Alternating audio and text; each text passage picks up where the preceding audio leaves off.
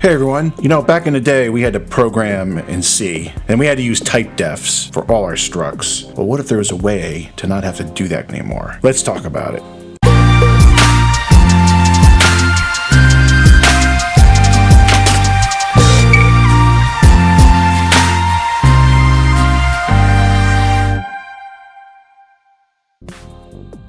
For those of you that are experienced C developers, you'll recognize the native data types that C offers. Some of you, that's probably the only data types you've ever used. Later on, you probably use typedefs for some of your structures so that you can access them more directly, and then you would use the struct command. Now, in the newer versions of C, you can kind of get away with having to use typedef everywhere, but a lot of C code still has this typedef notation in it. So what exactly does a typedef keyword do? In a nutshell, it just creates an alias for a data type. It doesn't really define a new type, but provide a shorthand or descriptive name. You can simplify complex declarations, making code more readable and maintainable. So why would you use typedef? To simplify things. The verbosity for pointers, structs, and complicated function pointers, you can typedef that and it's much easier to see what you're applying at the time when you're doing your development. And this goes to code readability. You can use meaningful names that maybe, describe the purpose of what you're trying to do. And in the end, it also makes the code more portable. Alias specific things, and maybe for specific data types that a certain platform would require. Finally, you can centralize type changes. This is what I like a lot. So, for example, a lot of times in the embedded world, I may want to use a float 32 or a typical float, but then what if later on I want to change it to double? Well, I can typedef make my own float type right up front, and then later on when I change it, all I gotta do is change that data type, that alias, and now everywhere through my code it changes as well. So to summarize these changes, you get cleaner code, it removes unnecessary repetition of type declarations, you have improved abstraction, hides complex implementation details like pointers, ease of changes, changing the underlying type in one place updates all use, and better readability. Descriptive aliases make code self-explanatory. Instantiating your containers, you can use struct or class directly, which makes it even easier to read. And I'm going to show some code examples coming up next.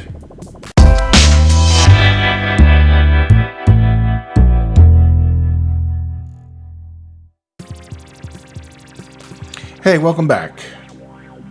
So, just like in my other examples, I start off with a C program using the C++ compiler. In this case, I've chosen C++ 17. The first thing you'll notice is there's a typedef and a struct with a tag and then the name of the data type we want to use. Now, back in the day, we had to code RC this way, probably the C99 days. You had to have a name here, and then you had to have a name here. And some people would shortcut it like this, use the same name. But with the C++ compiler, and I think even the newer C compiler versions, this is no longer needed. And you can simply do this. Now keep in mind, a struct and a class are the same thing. It just means that the default now is private. We just made these variables private. You can't see them from the outside. So to make life easier and not have to put public and private in, we make everything public. We call it a struct. And it builds. So the output of this is pretty straightforward. Just prints out 2 points.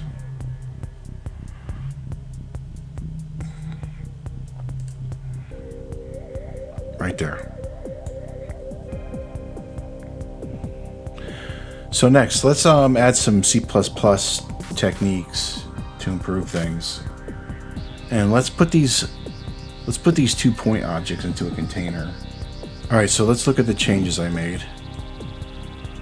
I included the header for the vector class, which is a part of the standard template library, and we instantiated here. And as a quick review, to instantiate a container from the standard template library, They're all in the namespace standard.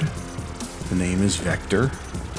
And the type of notation that templates use is that they use it left and right arrows, and inside is the type. Now you could easily put one of the native types in here, such as int, jar, float, etc., etc. And then when it does its memory allocation under the hood, it knows the size of those. Another one of the uses for typedef, and this will make your life so much easier, is instead of having to put this everywhere, and this is quite short, but in C++, with the way the namespaces work, it can get quite long. We want to make an alias to that, and let's call it my type. And now this can actually replace this. So now let's also add a print function. And again, we will replace this type right here with a simpler alias for it. And it does build. Oh, we also need code to print this out. We're passing in this type. Remember, classes are now the same as types. And we're passing in by reference. For those of you not familiar with this, if you're a pure C programmer, this is the same thing as passing by pointer, except now the pointer is initialized. So inside the function body, you don't have to use pointer notation anymore. You can use just normal dot notation and act on this directly. This is a range-based for loop, and I will cover that topic in another video. And just for now, just keep in mind that it's just using the size of the container built in, and it knows it can go through every point automatically for you. And we can see, as in all my code examples, I always run them to show you that just because it built doesn't mean it works. And we run it and we have our 3 points. And looking down here at the code, just to show you real quickly what it does, we instantiate the container here with this type. In fact, if you hover over it, it tells you what it is. Then it's a vector filled with the type of point. Push into the container, it starts with a size of 0, we push in, we get a size of 1, then a size of 2, and then finally a size of 3. And then when we print, it iterates across the whole thing for you and prints out all 3. The takeaway here is a struct, a class, are types. When you're doing your development in C++ and you're creating your function arguments, your method arguments, you're instantiating a container, or maybe you made your own container, you made your own template, that you can treat these classes just like types. The typedef can be used as your friend, and then you can take long lines of code where there's a lot of namespace and it's quite long and you want to create your own type for it. The typedef comes in handy for that. And remember, you can use typedef as one central location so that later on, if you want to change it, make a slight change to it, it changes throughout your whole structure. I'll give you an example right here. So we did a vector of points. Well, let's say we wanted to do another type of container is list. List is very similar to container. It's actually a linked list. But you see, I just changed it here. The code builds, and it works the same way. It's just a different type of container. All right, so thanks again, and I hope you enjoyed this video. You got something out of it. If you can, leave a like. If you want, subscribe. I'm going to continue. I'm going to try to do one of these a week. And if you have any ideas for some topics to cover and to break down, that would be very helpful. I welcome your feedback, whether it's positive or negative. Just remember, this is going to help somebody somewhere. I started out as a very competent C programmer. Now, I was an engineer by trade. I became very good with C, and actually C ended up being my career doing embedded systems work.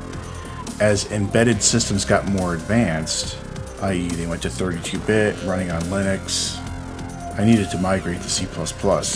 I found that C and C++ are not the same thing. They're actually, you have to treat them like 2 separate languages. Once you do that, the whole world makes sense. But there was a lot of things I didn't understand initially. You know, I was still doing typedefs for everything, for all my C, and then somebody that was probably a computer science graduate, He said, hey, why are you type def and everything? You don't have to do that anymore. A struct is a type. You know, and then a light bulb went off in my head. And I have so many examples of that in my career over almost 25, 27 years. I said, I got to put all these down. So that's what these videos are. So, you know, again, thank you for your time. Thank you for watching, and I'll see you on the next one.